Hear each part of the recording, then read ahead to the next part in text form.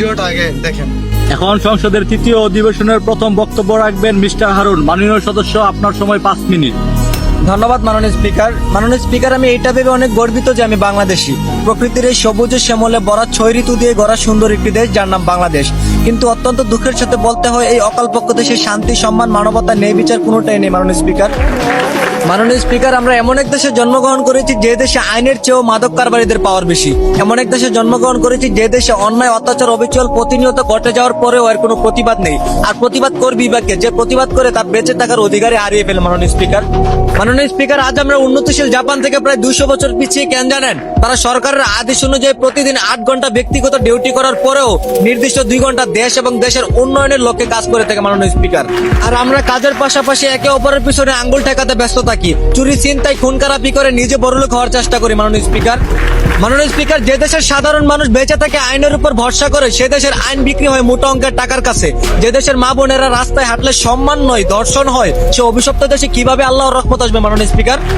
দেশটা যেন আজ মাদক কারবারিদের হাতে, প্রতিটা এলাকা, প্রতিটা অঞ্চল আজ মাদক দ্বারা পরিপূর্ণ মাননীয় স্পিকার। আর মাদক হলো এমন একটা জিনিস যে খায় সে নিজেও ধ্বংস, এমনকি পাড়া প্রতিবেশীদেরকে অত্যাচার করে বেড়ায়, কারণ তাকে সবাই ভয় পায় মাননীয় স্পিকার। মাননীয় স্পিকার, যে দেশের শিক্ষার্থীরা দেশ ও জাতির উন্নয়নে 24 ঘন্টায় পড়াশোনায় মনোযোগ দেওয়ার কথা, সে দেশের শিক্ষার্থীরা প্রেমিক প্রেমিকা, গার্লফ্রেন্ড বয়ফ্রেন্ড নিয়ে পার্কে ঘুরে। এটার জন্য তাদের বাধ্যতামূলক হয়ে গেছে মাননীয় স্পিকার। যে দেশে স্কুল ড্রেস পরে শিক্ষার্থীরা ভালোবাসার মানুষ নিয়ে পার্কে জড়িয়ে ধরে বসে থাকে, বুকরা হিজাব পরে টিকটকে নাচানাচি করে, সেই জাতি কখনো দেশের উন্নয়নের আশা করতে পারে না মাননীয় স্পিকার। মাননীয় স্পিকার, আপনি সহ পুরো জাতির কাছে আমার একটাই আবেদন, ব্যক্তিগত নয়, দেশ উন্নয়নের চেষ্টা করুন। মারামারি, খুন খারাপি, চাঁদাবাজি, টেন্ডারবাজি বাদ দিয়ে আল্লাহর নৈকট্য লাভ করে দেশে শান্তি ফিরিয়ে আনুন। ধন্যবাদ মাননীয় স্পিকার। দ্বিতীয়বারের মতো সংসদে বক্তব্য রাখবেন মোহাম্মদ দুলাল। মাননীয় সদস্য, আপনার সময় 6 মিনিট। ধন্যবাদ মাননীয় স্পিকার। মাননীয় স্পিকার, আমাদের দেশে যাতায়াত ব্যবস্থা এতটাই দুর্বল যে গত ঈদ উল ফিতরে কর্মস্থল থেকে বাড়ি ফেরার পথে সড়ক দুর্ঘটনায় প্রাণ যায় হাজারো মানুষের। যেখানে করার কথা ছিল পরিবারকে নিয়ে আনন্দ, সেখানে নেমে আসলো সুখের ছায়া মাননীয় স্পিকার।